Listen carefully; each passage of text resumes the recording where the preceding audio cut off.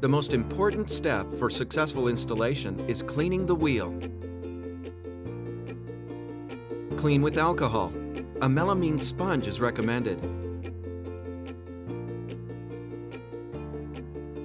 Follow with the 3M cleaner, then a few coats of the 3M adhesion promoter. Allow to cure for 5 minutes, but no longer than 20. Use the RimSaver lip as your guide.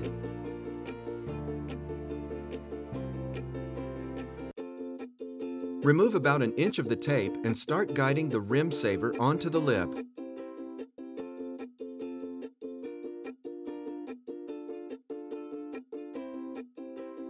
Go slowly and remove the tape just a little at a time.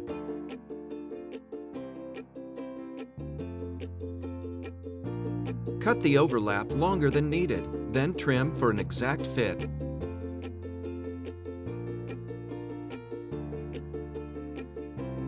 Make sure the whole RimSaver is secure.